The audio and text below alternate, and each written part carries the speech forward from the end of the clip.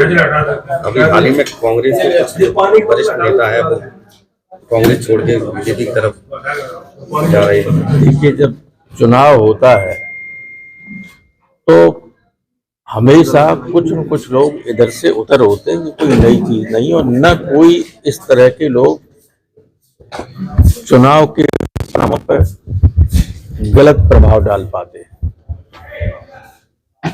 नेताजी कहा करते थे कि चुनाव के वक्त जो है स्थिति ऐसी होती है, रेल की जैसे होती है, सवारी एक जगह से चढ़ी, बीच में उतरी, लोग समझ रहे जो खाली हो जाएगी, जब पहुंचती तब भरी हुई होती। तो लोग आते जाते रहते हैं, इससे कोई फर्क नहीं पड़ता है किसी भी पार्टी में।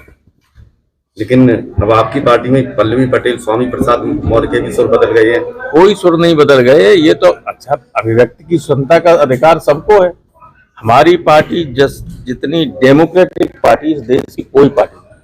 हमने अपने प्रतिनिधियों पर कभी कोई बंदिश नहीं लगाई।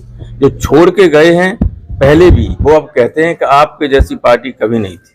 हमारे एक मित्र हैं, एमपी थे, राज्यसभा के एमपी थे, वो कहते हैं कि आपके यहाँ कभी न नेताजी ने हमें रोका, न आपने रोका। आप नेता थे, नेताजी लोकसभा में नेता थे, मैं राज्यसभा में नेता था। मैंने जो बयान दिया उस पर कभी न रोका न नाराजगी जाहिर की। ऐसी आजादी नहीं। उन्होंने कहा बीएसपी में थे तो बंधुआ मजदूर थे, बीजेपी पहुंच गए और ज्यादा बंधुआ मजदूर हो गए। तो हमारे पल्लवी पटेल हों या मौर्य जी हों, किसी पे बंदिश थोड़ी है। वो पार्टी के लोग हैं, पार्टी के निष्ठावान लोग। यहाँ जो उनको कहीं लगता है अपनी आवाज बताते कहते हैं, ऐसी कोई बात नहीं। वो अखिलेश जी के पीडीए फॉर्मूला को लेकर नाराज है कि जया बच्चन और ऐसा है कि पीडीए में फिट नहीं। अभी मैंने 16 लोकसभा की सीट डिक्लेयर की है, उसमें 90% पीडीए है। तो अलग अलग करके थोड़ी दिख जाए। लोकसभा जो है राज्यसभा से बहुत महत्वपूर्ण होती है। लोकसभा सरकार को बनाने और बिगाड़ने का काम करती है। लोकसभा राज्यसभा का कोई अधिकार ऐसा नहीं होता है। असली सदन होता है लोकसभा, उसमें 16 सीटों में 13 पीडीए के लोग, और आगे देखिए और पीडीए, सब पीडीए ही होगा, 90% पीडीए होगा। तो ये कोई बातें करते हैं, कोई इसमें तथ्य नहीं। लोग ये कह रहे हैं, कुछ लोग स्वयं बनना चाहते हैं तो नहीं बन पाते, तो नाराजगी जाहिर करते हैं। जब पहले इंडिया गठबंधन में तमाम दल शामिल थे, लेकिन धीमे धीमे करके अब निकले, तो कोई इंडिया गठबंधन से अलग नहीं होगा। जो निकले नहीं है वो रणनीति का हिस्सा है। हम जानते हैं कि पंजाब में या बंगाल में अगर ये साथ लड़ते तो कुछ लोग, कुछ इनके वोट जो हैं वो बीजेपी को चले जाते। अब आसानी से वो ममता जी और यहाँ आप पंजाब में जीत जाएगी, कोई समस्या नहीं। और चुनाव के बाद सब ही कहेंगे। किसानों को लेकर क्या कहेंगे? लगातार किसान धरना दे रहे हैं। देखिए, किसान विरोधी सरकार तो है ही बीजेपी, मूल रूप से किसान विरोधी सरकार रही।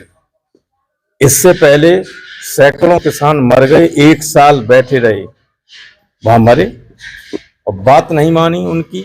संसद में हम लोगों ने उठाई बात, वो नहीं मानी, और अंतोगत्ता प्रधानमंत्री को किसानों से माफी मांगनी पड़ी, विड्रॉ करने पड़े बिल। और वही स्थिति फिर होगी। अब किसानों को मिल नहीं रहा है कुछ भी, तो किसान आंदोलन करेंगे। कभी आपने सुना है कि सड़कों पर बम लगाए जाएं, कभी सुना है कि कीलें गाड़ी जाएं। ये स्थिति है। ये कोई डेमोक्रेटिक देश में ऐसा होता है कभी? किसान तो अन्नदाता है, किसान की वजह से लोग जिंदा है।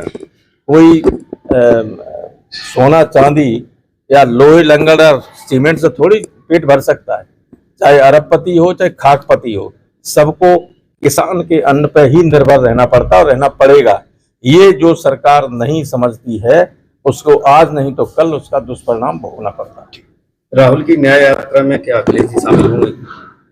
अखिलेश जी ने कहा है कि हम अमेठी रायबरेली में शामिल होंगे, लेकिन उससे पहले हम लोगों का सीटों का बंटवारा हो जाना चाहिए, तो और बेहतर तरीके से होता है।